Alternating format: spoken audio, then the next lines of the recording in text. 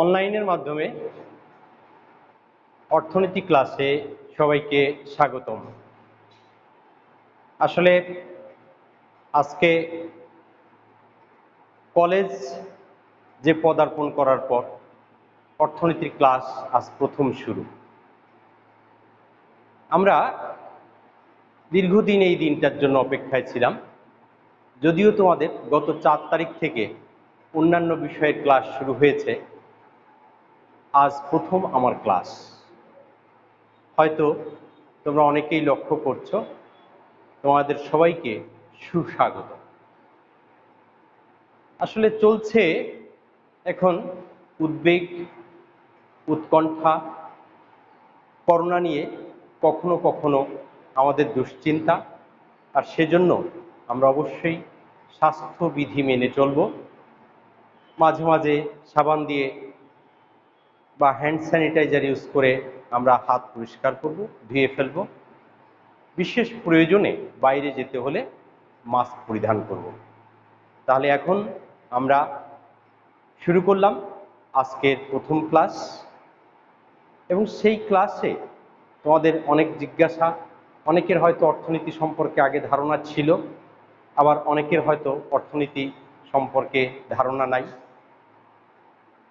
এত চিন্তা ভাবনা না করে আপাতত আমি কি বলছি সেটা তোমরা লক্ষ্য করতে চেষ্টা করো।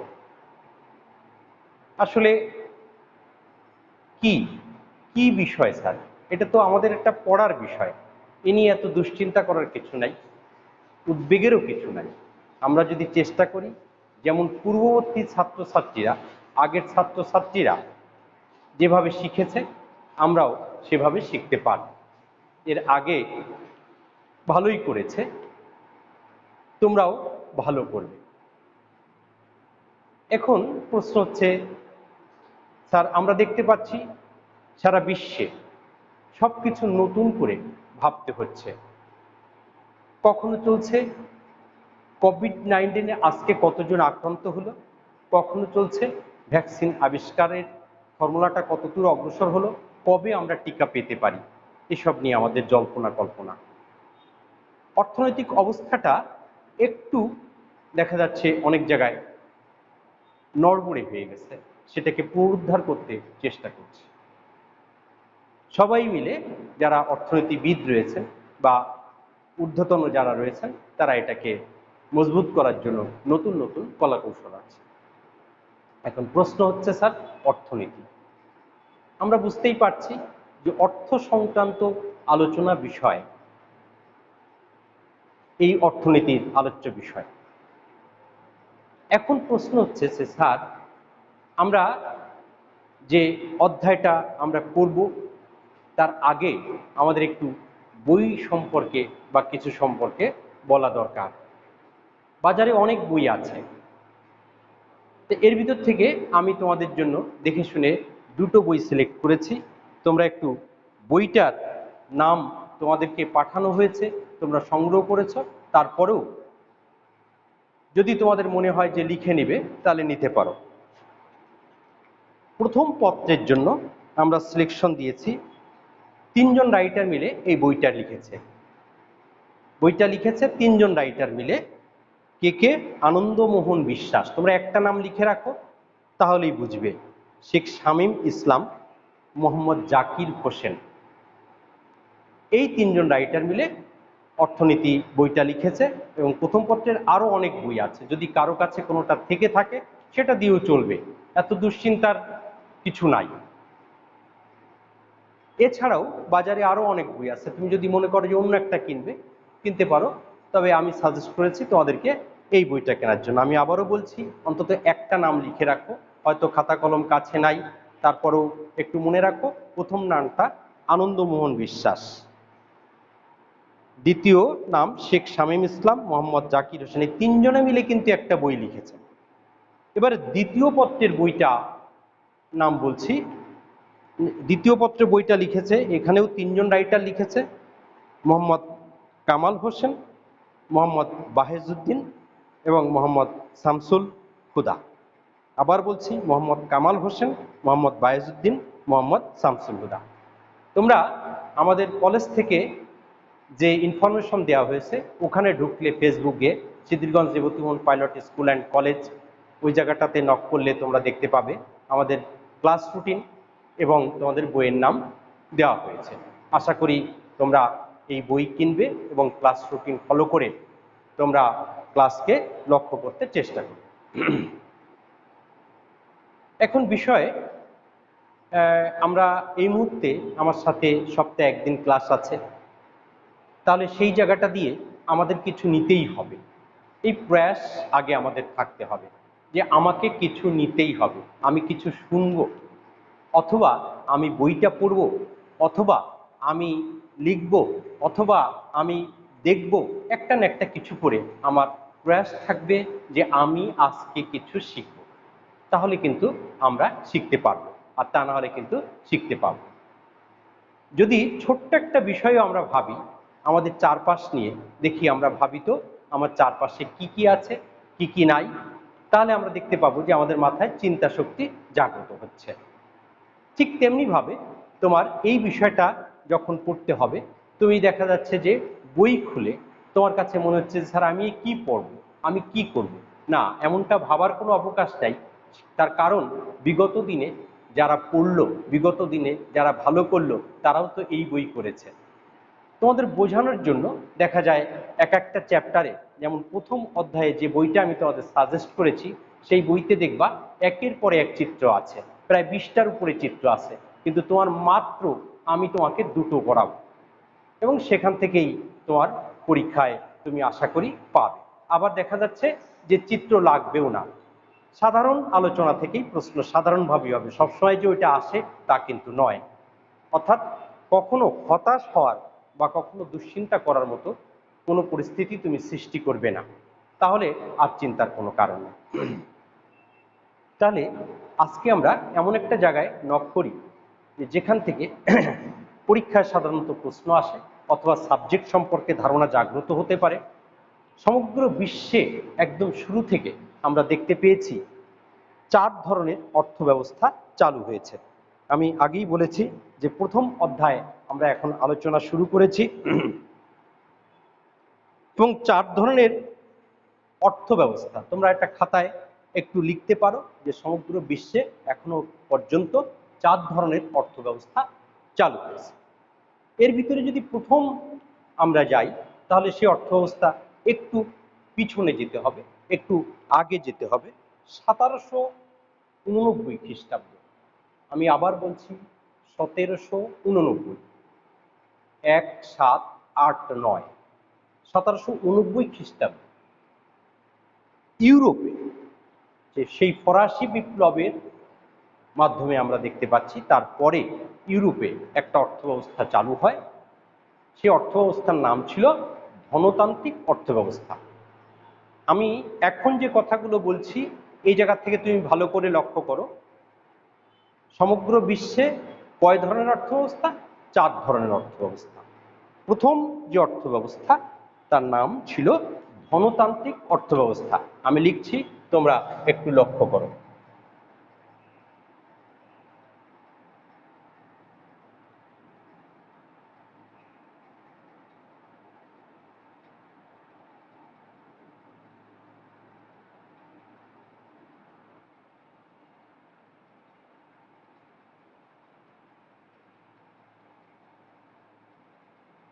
আমরা চেষ্টা করব যে ক্লাস থেকেই স্যার শুনে যেন মনে রাখতে পারি, যে স্যার এই যে শুনলাম এটাই আমার মনে থাকে। কি ছিল সেই 1789 খ্রিস্টাব্দে ইউরোপে বা ইউরোপিয়ান কান্ট্রিগুলোতে এক ধরনের অর্থব্যবস্থা চালু হয়েছিল যার নাম ছিল ধনতান্ত্রিক অর্থব্যবস্থা। সেই অর্থব্যবস্থার বৈশিষ্ট্য ছিল সম্পদের যে সারা দেশে যে সম্পদ রয়েছে এই সম্পদের মালিকানাটা ব্যক্তির হাতে ছিল। উৎপাদন, বন্টন, দাম নির্ধারণ, মুনাফা অর্জন, এগুলো সব ব্যক্তি যা ইচ্ছা করত। এক ব্যক্তি হতে পারে, কতিপয় ব্যক্তি হতে পারে, অনেক ব্যক্তি হতে পারে, অর্থাৎ কারো কাছে কোনো কৈফিয়ত দিতে হতো না, কারো কাছে কিছু শুনতে হতো না। সে যেমন ইচ্ছা লাভ করতে পারত, যা ইচ্ছা তাই উৎপাদন করতে পারত এবং যা ইচ্ছা তাই বন্টন করতে পারত, ভোগ করতে পারত। অর্থাৎ যে অর্থ ব্যবস্থায় অন্য কোনো বিধিনিষেধ থাকে না, নিজের ইচ্ছা মতো নিজেই সবকিছু পরিচালনা করতে পারে, ব্যক্তির চিন্তা ধারণাই যেখানে সবকিছু, সেই অর্থ ব্যবস্থার নাম ছিল ধনতান্ত্রিক অর্থ ব্যবস্থা। আমি আবার বলছি যে স্যার তাহলে সেই প্রথম যে অর্থ ব্যবস্থাটা, সেই তার নাম ছিল কি? আমরা বোর্ডে লিখেছি ধনতান্ত্রিক অর্থ ব্যবস্থা। এর বৈশিষ্ট্যটা ছিল কি? বৈশিষ্ট্য ছিল উৎপাদন, যা ইচ্ছা। যেমন এখন আমরা কিন্তু সবকিছু উৎপাদন করতে পারি না, যেমন বিদ্যুতের ক্ষেত্রে, সারের ক্ষেত্রে, টাকার ক্ষেত্রে, অস্ত্রের ক্ষেত্রে, তারপরে সারের ক্ষেত্রে, এ সমস্ত উৎপাদন কিন্তু গভর্নমেন্টের হাতে আমাদের দেশে। ঠিক তখনকার প্রেক্ষাপটে যদি চিন্তা করি, তখন এক ধরনের অর্থব্যবস্থা চালু হলো। তখন যে যা কিছু উৎপাদন করতে পারত, যার যা ইচ্ছা তাই ভোগ করতে পারত, যা ইচ্ছা দাম ধার্য করতে পারত, যত ইচ্ছা বেশি লাভ করতে পারত। এখানে শ্রেণী শোষণ ছিল, এখানে বৈষম্য ছিল। এই যে অর্থ ব্যবস্থা, তার নাম হচ্ছে ধনতান্ত্রিক অর্থ ব্যবস্থা। তুমি একটা কথা মনে রাখবে, যে অর্থ ব্যবস্থা পরিচালিত হতো বা পরিচালিত হয় ব্যক্তির ইচ্ছা দ্বারা, যেখানে অন্য কেউ কোনো হস্তক্ষেপ করে না, সেই অর্থ ব্যবস্থার নাম হচ্ছে ধনতান্ত্রিক অর্থ ব্যবস্থা। যেখানে সম্পদের মালিকানা বলো, উৎপাদনের ক্ষেত্রে বলো, বন্টনের ক্ষেত্রে বলো, ভোগের ক্ষেত্রে বলো, দাম নির্ধারণের ক্ষেত্রে বলো, মুনাফা অর্জনের ক্ষেত্রে বলো, সমস্ত ক্ষেত্রে ব্যক্তি যা ভাববে, ব্যক্তি যা বলবে, সেটাই প্রযোজ্য। এই অর্থ ব্যবস্থার নাম হচ্ছে কি? ধনতান্ত্রিক অর্থ ব্যবস্থা। এখন তাহলে আমি যে যে বিষয়টা মনে রাখার কথা তোমাদের বললাম, যে 4 রকম অর্থ ব্যবস্থা, তার একটা অর্থ ব্যবস্থা কিন্তু আমরা পড়ে ফেলেছি। তাহলে যদি এখন আমি তোমাদেরকে ভাবতে বলি যে স্যার এটাকে নিয়ে আমি কি ভাবতে পারি, আমি বললাম তুমি কোন একটা দেশে বেড়াতে গিয়েছো, গিয়ে দেখতে পাচ্ছ যেখানে সেখানে সবকিছু বেসরকারি, সরকারি কিছু নাই। যে কোনো বিশ্ববিদ্যালয় যাও বেসরকারি, যে কোনো বাজারে যাও সেখানে যেমন ইচ্ছে দাম নির্ধারণ, যে কোনো পণ্য চাও সেটা সেখানে এসে উৎপাদন করতে পারবে, তুমি একটা কিছু ভোগ করতে চাও সেটাও তুমি পারবে। অর্থাৎ ব্যক্তির ইচ্ছা দ্বারা যে অর্থব্যবস্থা পরিচালিত হয়, সেইটার নাম হচ্ছে ধনতান্ত্রিক অর্থব্যবস্থা। তাহলে এটা নিয়ে একটা ধারণা রাখো। এর আগে যে সমস্ত কথা বলেছি সেগুলো হচ্ছে, এই জায়গাটাকে তোমার মনে রাখতে হবে যে আমরা আজকে শিখতেছি অর্থনীতি প্রথম পত্রের প্রথম অধ্যায়, এবং সেখান থেকে স্যার যে মেইন বিষয়টা বুঝালেন একটা অর্থব্যবস্থা, সেটা হচ্ছে ধনতান্ত্রিক অর্থব্যবস্থা। এরপর আরেকটা অর্থব্যবস্থা চলে আসে, এটার নাম হচ্ছে নির্দেশনা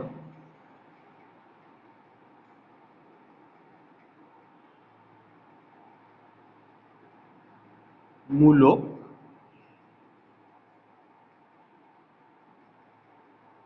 বা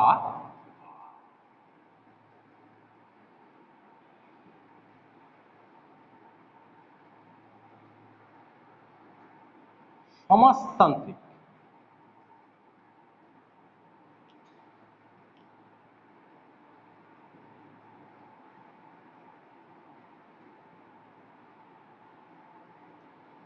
দেখো, একটু আগে আমরা যেটা বলছিলাম সেটা সব ক্ষমতা ছিল ব্যক্তির হাতে, এখানে ব্যক্তি সব প্রাধান্য পেয়েছে, ব্যক্তিগতভাবে এটা পরিচালিত হয়েছে, এখানে ব্যক্তি সব প্রাধান্য পেয়েছে। এর কিছু দিন পর আমরা এসে দেখতে পেলাম 1917 সালে রাশিয়াতে একটা নতুন ধরনের অর্থব্যবস্থা চালু হলো। এটা লেনিন থেকে শুরু হয়, লেনিনের সময়কাল থেকে। সেই অর্থব্যবস্থাটার নাম ছিল নির্দেশনামূলক বা সমাজতান্ত্রিক অর্থব্যবস্থা। এই অর্থব্যবস্থা পরিচালিত হতো সবকিছু সরকার কর্তৃক। দেখো, মনে রাখা কোনো সহজ ব্যাপার, আগে যেটা ছিল সেটা ব্যক্তির দ্বারা, সেখানে কারো কোনো হস্তক্ষেপ ছিল না। আর এখন যেটা বলছি এটা নির্দেশনামূলক, অর্থাৎ কারো নির্দেশনায় চলে। কার নির্দেশ সেটা? সেটা সরকারের নির্দেশ। তাহলে নির্দেশনামূলক বা সমাজতান্ত্রিক অর্থ ব্যবস্থা বলতে আমরা কি বুঝি? সরকার কর্তৃক পরিচালিত, সরকারের একটা কেন্দ্রীয় কর্তৃপক্ষ আছে, ওনার দ্বারা পরিচালিত যে অর্থ ব্যবস্থা, ওনাদের সেই কর্তৃপক্ষের দ্বারা এখানে সবকিছু সরকার নির্ধারণ করবে। কি উৎপাদন হবে, সম্পদের মালিকানাও থাকবে সরকারের হাতে, কি উৎপাদন হবে, কি বন্টন হবে, এখানে সবাই সমতার দৃষ্টিতে দাম নির্ধারণ করা হবে। তাহলে যে অর্থ ব্যবস্থা সরকার কর্তৃক পরিচালিত, সরকারই সবকিছুর মালিক, সেই অর্থ ব্যবস্থার নাম হচ্ছে কি অর্থ ব্যবস্থা? নির্দেশনামূলক বা সমাজতান্ত্রিক অর্থ ব্যবস্থা। আমরা আবার একটু রিপিট করি, মনে করতে চেষ্টা করি। স্যার আপনি দুই রকম অর্থ ব্যবস্থার কথা বললেন, প্রথমটা ছিল কি ধনতান্ত্রিক, আর দ্বিতীয়টা কি নির্দেশনামূলক বা সমাজতান্ত্রিক অর্থ ব্যবস্থা। নির্দেশনামূলক বা সমাজতান্ত্রিক অর্থ ব্যবস্থা। এখন তুমি একটু ভাবো যে স্যার এটাকে আমি মাথায় রাখি, নামটা তোমার মুখস্থ রাখতে হবে। একটা হচ্ছে ধনতান্ত্রিক আর একটা হচ্ছে নির্দেশনামূলক বা সমাজতান্ত্রিক। প্রথমটা ছিল ব্যক্তি দ্বারা পরিচালিত আর দ্বিতীয়টা হচ্ছে সরকার দ্বারা পরিচালিত, অর্থাৎ রাষ্ট্র সম্পত্তির মালিক হবে, রাষ্ট্রের একটা কেন্দ্রীয় পরিকল্পনা থাকবে এবং সেই পরিকল্পনার মাধ্যমে সবকিছুর উৎপাদন, বন্টন, ভোগ, দাম নির্ধারণ এই সমস্ত কিছু চলবে। তাহলে আমরা বুঝতে পেলাম যে স্যার এটা তাহলে কখন ছিল? এটা ছিল ইউরোপীয় কথা বলেছি আমরা 1700 টাইমের কথা বলেছি 89, আর এখন যেটা বললাম এটা 1789 সাল ছিল। হ্যাঁ, আর এটা হচ্ছে 1917-তে এসে আমরা এটা দেখতে পেয়েছি। আমি সাল তোমরা নোট করে রাখো। হ্যাঁ, তাহলে আমরা দেখতে পেলাম যে স্যার দুটো অর্থ ব্যবস্থার ভিতরে সম্পূর্ণ ব্যবধান এসে গেল। একটা হচ্ছে ব্যক্তির দ্বারা আর একটা হচ্ছে সরকার দ্বারা। একটা হচ্ছে যা ইচ্ছা তাই উৎপাদন করতে পারবে, আর এখানে সরকারের একটা কেন্দ্রীয় কর্তৃপক্ষ থাকে, তারা একটা কেন্দ্রীয় পরিকল্পনা করে, সেই পরিকল্পনা দ্বারা পরিচালিত হয়। যেটা আমরা রাশিয়াতে দেখেছিলাম, হ্যাঁ, যে লেনিনের সময় এই অর্থ ব্যবস্থা চালু হয়েছিল। পরবর্তীতে উত্তর কোরিয়া, চীন, কিউবা এইসব জায়গাগুলোতে এর প্রভাব পড়ে এবং সেই সব জায়গাও এটা চালু হয়। এখন এই দুটো বুঝলাম স্যার, প্রথমটা মনে রাখবো ব্যক্তিগত আর এটা হচ্ছে সরকারি। আশা করি তোমরা নিজেরা একটু চিন্তা করতে বা মাথায় ক্ষেত্র সৃষ্টি করতে পারছো। স্যার একটা ব্যক্তি বলেছিল পার্সোনাল, আর একটা আমি বললাম কি সরকারি, অর্থাৎ সরকার দ্বারা পরিচালিত। এখন এই দুটোর সংমিশ্রণে আর একটা হলো যেটা হচ্ছে মিশ্র অর্থ ব্যবস্থা।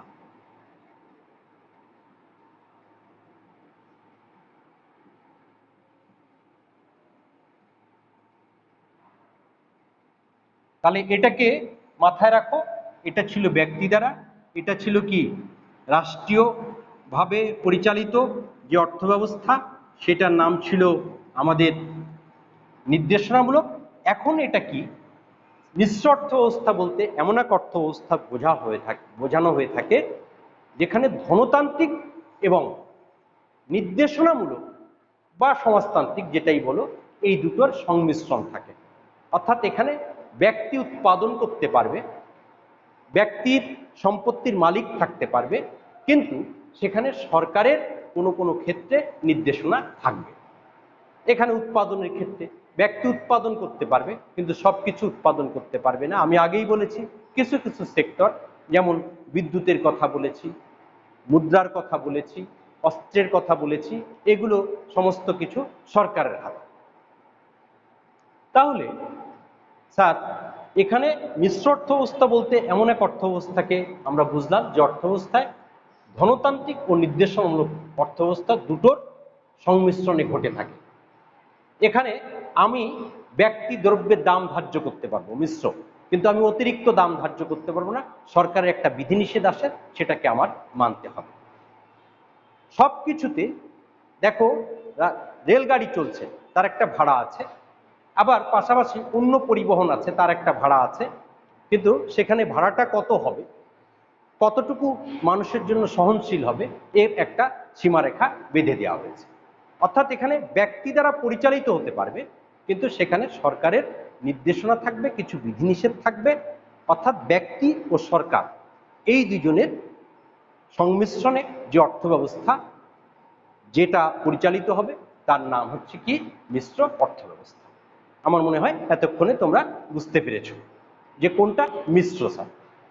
তাহলে আমি যদি এখন তোমাদেরকে জিজ্ঞাসা করি, হয়তো তোমরা আমাকে এখন সরাসরি উত্তর দিতে পারবে না, তো ধরে নিচ্ছি তোমরা গল্পটা শুনবে যে কেউ মনে করলো চিনি কিনবে। তা চিনি কিনতে গেলে সে হঠাৎ করে একটা দোকানে গিয়ে চিনির দাম জিজ্ঞেস করলো। তা গতদিন যা চিনির দাম ছিল আজকে মনে হচ্ছে চিনির দামটা বেশি, সে সেই দোকান থেকেই কেনে। তা বেশি হলে তারই এক বন্ধুর সাথে দেখা হলো, সে বললো তুমি এখান থেকে কিনবে কেন, ওখানে দেখো আর একটা দোকান আছে ন্যায্য মূল্যের দোকান, ওখানে সরকারিভাবে চিনি বিক্রি হচ্ছে, তাহলে ওখান থেকে কিনলে হয়তো সে একটু লাভবান হবে। তাহলে কি দেখলাম স্যার, ব্যক্তি দ্বারা পরিচালিতও আছে আবার সরকারিও আছে। এই দুটো পাশাপাশি যে অর্থ ব্যবস্থায় থাকে তার নাম হচ্ছে মিশ্র অর্থ ব্যবস্থা। আমার মনে হয় তোমাদেরকে কিছুটা বোঝাতে পেরেছি। কোন একটা দেশে তুমি উচ্চশিক্ষার জন্য পড়তে যাবে, সেখানে তুমি যে দেখলে যে সব বেসরকারি বিশ্ববিদ্যালয়, কোনো সরকারি নাই, তাহলে সেটা কি হলো, সেটা হলো ধনতান্ত্রিক। আবার দেখলে আরেকটা দেশে গিয়ে দেখলে সব সরকারি, ওখানে কোনো বেসরকারি কিছু নাই, তাহলে সেটা কি হলো, সেটা হলো নির্দেশনামূলক। আবার আরেকটা দেশে গিয়ে দেখলে কিছু সরকারি বিশ্ববিদ্যালয়ও আছে আবার কিছু বেসরকারিও আছে, সেইটা কি হলো মিশ্র।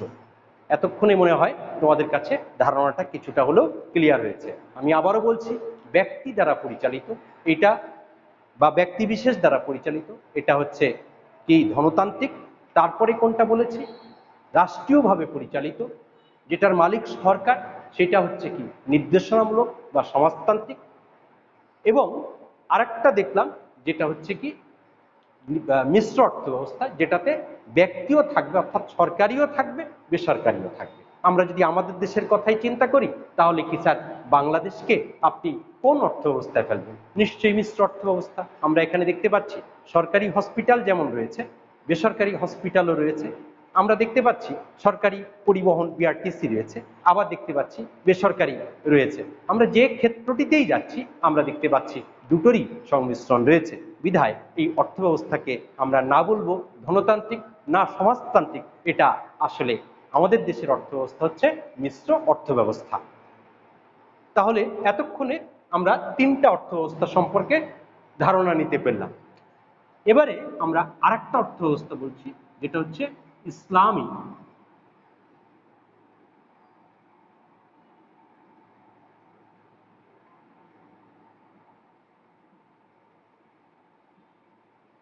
অর্থ ব্যবস্থা। ইসলামী অর্থ ব্যবস্থা এটা আমরা বুঝতেই পারছি, ইসলামী অর্থ ব্যবস্থা অর্থাৎ কোরআন ও হাদিসের আলোকে যে অর্থ ব্যবস্থা পরিচালিত সেই অর্থ ব্যবস্থার নাম কি অর্থ ব্যবস্থা? ইসলামী অর্থ ব্যবস্থা। এখানে স্যার বৈশিষ্ট্যগুলো কিরকম? যেমন এখানে শ্রেণী শোষণ নাই, এখানে সুদকে হারাম বলা হয়েছে, এখানে হালালের বিধান রয়েছে, এখানে শ্রমিকের গায়ের ঘাম শেষ হতে না হতে তার মজুরি দিতে হবে, এখানে সম্পদের মালিক সব উপরওয়ালা। তাহলে আমরা দেখতে পাচ্ছি যে স্যার ইসলামী অর্থ ব্যবস্থা একটু ভিন্ন। সেটা কিরকম? এখানে সম্পূর্ণ কোরআন ও হাদিসের আলোকে শরীয়তের বিধান মোতাবেক একটা অর্থ ব্যবস্থা পরিচালিত, যে অর্থ ব্যবস্থার নাম হচ্ছে ইসলামী অর্থ ব্যবস্থা। বৈশিষ্ট্যগুলো তোমরা কিছুটা বুঝতে পারলে, যেখানে হালালের বিধান রয়েছে, যেখানে সুদকে হারাম বলা হয়েছে, যেখানে শ্রেণী শোষণ নাই, যেখানে বিভাজন থাকবে না, হ্যাঁ সবার জন্য সহনশীল একটা পর্যায়ে, সেই অর্থ ব্যবস্থার নাম হচ্ছে ইসলামী অর্থ ব্যবস্থা। আমরা আবার যদি একটু ভাবতে চেষ্টা করি, আমি যে কথাটা বলেছিলাম যে স্যার শুনে আমি কিছুটা চিন্তা করব তাহলে মনে রাখবো, তাহলে চারটা কথা মনে রাখো শুধু। একটা ব্যক্তি দ্বারা পরিচালিত, সেটা হচ্ছে ধনতান্ত্রিক অর্থ ব্যবস্থা। একটা সরকার কর্তৃক পরিচালিত, সেটা হচ্ছে নির্দেশনামূলক। কথার ভিতরেই উত্তর রয়েছে নির্দেশনামূলক, তার মানে কেউ না কেউ নির্দেশ দিচ্ছে, কে দিচ্ছে নির্দেশ? সরকার দিচ্ছে। এটা হচ্ছে নির্দেশনামূলক। আর ধনতান্ত্রিক আর নির্দেশনামূলক এই দুই অর্থব্যবস্থার সমন্বয়ে যে অর্থব্যবস্থা তার নাম হচ্ছে মিশ্র অর্থব্যবস্থা। আর কোরআন ও হাদিসের আলোকে শরীয়তের বিধান মোতাবেক যে অর্থব্যবস্থা তার নাম হচ্ছে ইসলামী অর্থব্যবস্থা। তাহলে আজকে আমরা 4টা বিষয় নিয়ে ভাবলাম। তোমরা দেখতেই পাচ্ছ, ইচ্ছা করলে তুমি খাতায় লিখে রাখো ডেট দিয়ে যে আজকের ক্লাসে স্যার এটা পড়িয়েছেন, যে প্রথম চ্যাপ্টারে আমরা দেখতে পাচ্ছি 4 রকম অর্থব্যবস্থা, ধনতান্ত্রিক অর্থব্যবস্থা, নির্দেশনামূলক বা সমাজতান্ত্রিক, দুটো নাম, এটা হতে পারে এটাও হতে পারে। এটা হচ্ছে মিশ্র অর্থব্যবস্থা আর একটা হচ্ছে ইসলামী অর্থব্যবস্থা। এখন যদি তোমাদেরকে একটু প্রশ্ন করি, উদ্দীপক পরে দিচ্ছি, আগে একটু অবজেক্টিভ প্রশ্ন, নৈর্ব্যক্তিক প্রশ্ন জিজ্ঞেস করি, তাহলে তোমাদের নিশ্চয়ই উত্তর দিতে এখন সামনে দিচ্ছ না, কিন্তু তুমি একটু ভাবো তো দেখি ধনতান্ত্রিক অর্থব্যবস্থাটা কত সালে এটা শুরু হয়। তোমাদেরকে একটা সাল বলেছিলাম, দুশ্চিন্তা হচ্ছে তাই না? আমি আবারও বলছি, এটা 1789। বুঝতেই পারছো যেটা প্রথম সেটা প্রথমে আসছিল 1789, ঠিক আছে, 1789। এটা ইউরোপে ফরাসি বিপ্লবের পরে এটা শুরু হয়েছিল। আর এখন যদি প্রশ্ন করি আবার, অর্থব্যবস্থা কয় রকম? এখনো পর্যন্ত সমগ্র বিশ্বে কয় রকম অর্থব্যবস্থা পরিচালিত? তাহলে কয় রকম? তোমাকে হয়তো অপশন দেওয়া থাকবে প্রশ্নে 2, 3, 4, 5। আমরা ভুল করব না, এটা কয় রকম? 4 রকম। বেশ, এখন প্রশ্ন হচ্ছে, তোমাকে যদি আরেকটু ঘুরিয়ে প্রশ্ন করি, সমাজতান্ত্রিক অর্থব্যবস্থার একটি বৈশিষ্ট্য বলো। তাহলে আমি এখানে 3টা তোমাকে অপশন দিয়ে দিচ্ছি। 3টা অপশনের ভিতরে অধিক মুনাফা অর্জন, 2 নম্বর সরকারের একটা কেন্দ্রীয় পরিকল্পনা থাকে, কেন্দ্রীয় কর্তৃপক্ষ থাকে, 3 নম্বর আমরা বলছি যে দাম নির্ধারণের ক্ষেত্রে। এখন তোমাকে অপশন দিলাম 1, 2, 3, 4, কোনটা তুমি বলবে? তোমরা একটু নিজেদেরকে জড়িয়ে ফেলবে না, একটু ভাবার জন্য বললাম। এই গেল নৈর্ব্যক্তিক। তাহলে একটু সৃজনশীল নিয়ে বলি। মিস্টার এক্স, তার বিদেশে ব্যবসা আছে, তিনি বিদেশে থাকেন। তার 2 ছেলে বাংলাদেশে পড়ালেখা করে, একজন ক এবং আরেকজন খ। মিস্টার এক্স এর দীর্ঘদিনের বাসনা তিনি 2 ছেলেকে বিদেশে পড়াবেন। এবার তিনি তার 2 ছেলেকে সত্যি বাংলাদেশে কিছুটা লেখাপড়ার পর উচ্চশিক্ষার জন্য বিদেশ নিয়ে গেলেন, কিন্তু 2 ছেলেকে একই দেশে ভর্তি করতে পারলেন না। ক যে দেশে ভর্তি হলো সেই দেশে সকল বিশ্ববিদ্যালয় সরকারি, কিন্তু খকে যে দেশে ভর্তি করলেন সেই দেশে সরকারি বিশ্ববিদ্যালয় আছে, আবার বেসরকারি বিশ্ববিদ্যালয় আছে। আবার আমি বলছি, মিস্টার এক্স বিদেশে ব্যবসা করেন, তার দীর্ঘদিনের বাসনা তার ছেলেদেরকে, তার 2 ছেলে, একজন ক আর একজন খ, তার ইচ্ছা ছেলেদেরকে বিদেশে পড়াবেন। এবং একসময় তিনি ক বড় ছেলেকে যে দেশে ভর্তি করলেন সেখানে সব বিশ্ববিদ্যালয় সরকারি, কিন্তু খকে যে দেশে ভর্তি করলেন সে দেশে সরকারি বিশ্ববিদ্যালয় আছে, বেসরকারি বিশ্ববিদ্যালয় আছে। এবার উদ্দীপকটা শুনলে গ নম্বরে প্রশ্ন করা হলো, ক যে দেশে ভর্তি হয়েছিল সেই দেশের অর্থব্যবস্থা কীরকম? নিশ্চয়ই সেখানে সব বলেছিলাম কি সরকারি, অর্থাৎ সেটা সমাজতান্ত্রিক। আর খকে যে দেশে ভর্তি করা হয়েছিল সেখানে কি ছিল? কিছু সরকারি ছিল, কিছু বেসরকারি ছিল, অর্থাৎ খয়েরটা হচ্ছে কি মিশ্র অর্থব্যবস্থা। তাহলে এভাবে আমরা এই চ্যাপ্টার থেকে আমাদের অনেক বেশি লাগবে না, যতই শোনো যতই যা বোঝো, কিন্তু আসল কথা এরকমই। এই যে প্রশ্নটা আজকে আলোচনা করলাম, এখান থেকেই তোমরা যদি তোমাদের বই কিনে থাকো, বইয়ের পিছনে যে প্রশ্নমালা দেওয়া আছে সেখানে দেখবে বিভিন্ন বোর্ডে এই প্রশ্নটাই বারবার আসে। এক চ্যাপ্টার থেকে অনেকগুলো প্রশ্ন আমাদের করতে হবে না। আমি যদিও আজকে ক এবং ক্ষয়ের অর্থাৎ জ্ঞানমূলক অনুধাবনের প্রশ্ন নিয়ে আলোচনা করি নাই, আমি তোমাদেরকে প্রশ্ন দিয়ে দেব কোন কোনটা জ্ঞানমূলক পড়বে, কোন কোনটা অনুধাবনমূলক পড়বে, এবং সৃজনশীল প্রশ্নের জন্য গ ঘয়ের উত্তর করার জন্য আমরা কোন প্রশ্নগুলো বলবো এ সমস্ত তোমাদেরকে জানানো হবে। তাহলে এই যে আলোচনাটা হলো, এই আলোচনাটা যদি তুমি শুনে থাকো, তুমি বুঝে থাকো, তোমার কোনো ক্লাসমেট হয়তো সে শোনে নাই, সে বোঝে নাই, যদি তোমাকে জিজ্ঞেস করে তাহলে তুমি বলে দিও এই ক্লাসটাকে আবার রাত 8টার পরে ইউটিউবে দিয়ে দেওয়া হয়, সেখানে গিয়ে তোমরা সার্চ করলে পেয়ে যাবে আমাদের যে ইনফরমেশন তোমাদেরকে আগে দেওয়া হয়েছে। তাহলে আমরা নেক্সট যে ক্লাস আসবে সেই ক্লাসে আমরা কি করব, এগুলোকে আবার এর 2-4টা করে বৈশিষ্ট্য, বেশি না 4-5টা বৈশিষ্ট্য প্রত্যেকটার লিখে লিখে রাখবো। আমি যদিও আলোচনার সময় সব বলেছি, প্রায় বৈশিষ্ট্যগুলো একটার সময় সব বলতে হবে ব্যক্তিগত, একটার সময় সব বলতে হবে কি সরকারি, আর একটার সময় বলতে হবে সরকারও আছে আবার পাশাপাশি বেসরকারি উদ্যোগও থাকবে, আর একটা হচ্ছে ইসলামী শরীয়তের বিধান মোতাবেক, অর্থাৎ কিনা আমরা কিছুটা অনুমান করতে পারলাম। এই চ্যাপ্টার থেকে আমরা আরেকটা প্রশ্নকে রেডি করব। এইটা যদি তোমাদের কাছে এই বিষয়গুলো ক্লিয়ার হয়ে থাকে তাহলে আমি আশা করব যে অনেকটাই এগিয়ে গিয়েছি। আরেকটা প্রশ্ন যেখানে মাত্র 2টো চিত্র, ওইটাই শেষ, ওই চিত্র দিয়েই সব হয়ে যাবে, আর লাগবে না। আমি আশা করি যে তোমরা সেই ক্লাসটা করবে এবং করলেই তখন বুঝতে পারবে যে আসলে বিষয়টা কি। হ্যাঁ, এবং সব চ্যাপ্টারে তোমাদেরকে একটু ধারণা দিই যে সব চ্যাপ্টারে তোমার কিন্তু চিত্র নাই, আর চিত্র প্রশ্নে হয়তো 2-3টা প্রশ্নে চিত্র থাকতেও পারে, নাও থাকতে পারবে, কিন্তু উত্তরগুলোর সময় তোমাকে হয়তো 1টা-2টো চিত্র আঁকতে হতে পারে বা 2-3টা আঁকতে হতে পারে, আর বাদ বাকি কিন্তু সব ল্যাঙ্গুয়েজে উত্তর করতে হবে, বুঝে উত্তর করতে হবে।